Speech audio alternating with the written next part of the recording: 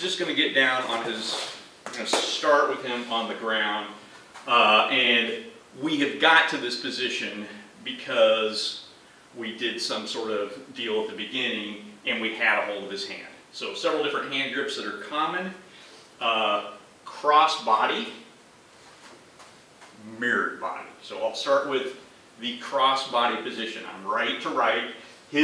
Once he's down on his butt, he's wanting to get his feet in and start messing with me, getting some sort of hooks in on my ankles, my knees, my hips to control that.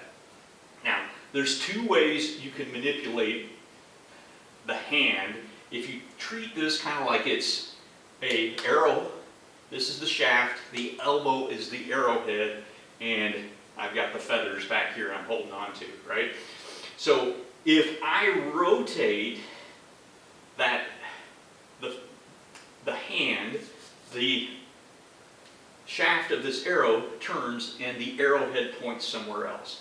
I've only really got two ways I can do it. I can point the arrow up and out, or I can point it in.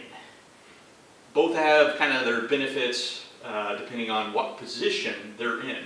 Right now, he is right leg high, and I've got his right arm. If I want him to go more right, then I can pull him up. I've got groin issues here that might come into play to where I might actually get kicked. But that rotates him a little bit more on that, the direction he was already rotated. I can now take that elbow and pass it underneath, and I've got him go the direction I want. I brought that elbow up and to me. I go here, and I can get a pat out here, just sitting and squatting down on top of him. All right, not a comfortable position there. All right, I can also take it. Doesn't matter. Just stay in that same position. I can also take that arrowhead and point it right straight down there. And to me, I kind of like that one a little bit better. Reset. I'm here in this position. That doesn't bring the knee close to the groin. He's getting a hold of me, and I'm going to pin that elbow down towards that groin, just past his hip there a little bit. And I can seize this. I can drop down. Yeah, it's pretty tight. There's no flexibility. Anytime you're doing a wrist lock, the escape is the elbow. So here, I've pinned that elbow to him, right? I can even drop down. If this was not just a competition, I can pin him down here in that manner and hold him in place, right? I'm not just trying to tap him out. All right, so again, that's this up. If for some reason he went the other way, right, I'm not going to be, that puts that elbow quite a ways away from me. It's going to make it a little bit harder for me to go this way. But I can aim that arrow over here. I just rotate. It's kind of like I got a glass of water and I spill a little bit on the inside. The elbow goes the opposite way. I take that out, and so he starts rotating here, right? He's not thinking about those legs anymore. He's rotating out away from it. Even if I go here, you know, that elbow is at the ground. His only way to do anything is take that up. Most likely, he's going to take his, here, lower that leg so the camera can see. He's going to take this arm and try doing something, right? He's going to try pulling me in. So if he pulls me in like that, now once my hand is touching his chest, let's rotate 180 degrees here. Once his hand is touching the chest, and he's come in and grabbed my forearm, I can no longer spiral that direction, so I can no longer put pressure from the crossbody side, my right arm. I can't put pressure there. So he's negated that there. All I have to do at this point is lift his elbow, and that pressure works in two directions. The elbow going this way, the pinky going that way. So if I am prevented from going any further with this because he's grabbed here, all I've got to do is take that I can go this way and go this way. It just kind of depends on what he wants to kind of give me, how my logistics line up. But I just take that up, right? And I can just completely pass into here, right? He's wanting to tap at that point. I can continue to rotate that down and get him, put it behind his back, right? And that's going to roll more, right? Again, a little bit different when your goal is to just tap somebody out versus true self-defense, where you're looking to end an encounter on the street. A little bit different world. All right. So that was crossbody. Another way that we may have got here is this way, right? So right to left, same kind of principle. Instead of pushing with my thumb, I'm going to be rotating with the 4 fingers. It's kind of akin to like knocking on a door, except my hand right now is vertical, right? Or his hand is vertical. My fingers are horizontal, going this way. And I'm trying to curl this way or knock on the door. So that's why I call it the door knocker kind of situation. So, however I've come in here, he's got different hand positions. This one tends to lend itself very well to what we call a reversal. Initially, when he went down to the ground, when I took him down and he went to his butt, I'm in this position. This is my primary hand. And this hand's, covering, doing whatever else it's doing. It's a support. It's in a support role, right? Right? Yeah, he may come up, and I release that pressure on my leg to pass a little bit.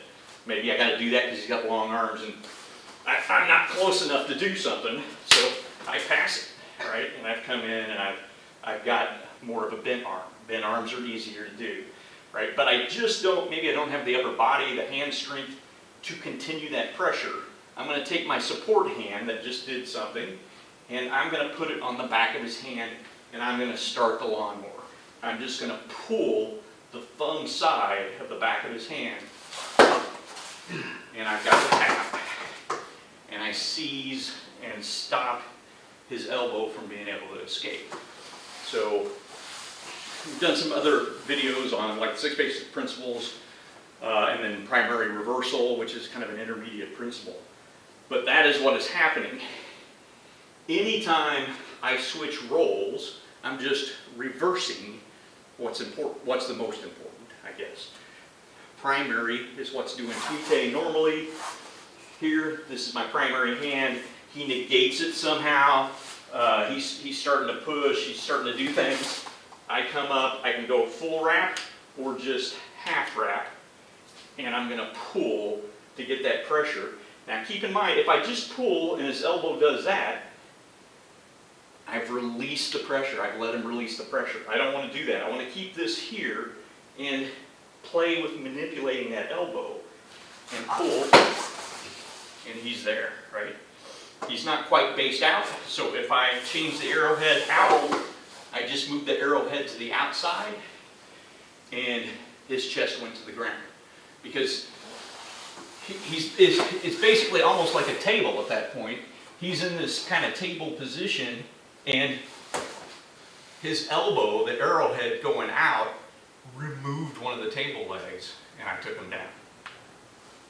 So let's go back a little bit here and explain the egg grip. So egg or golf ball, whenever I'm grabbing, I don't want to collapse all the way down onto the palm of his hand, because if I do, then he's just going to have a nice firm grip, and that gives him something to push against, something to squeeze against.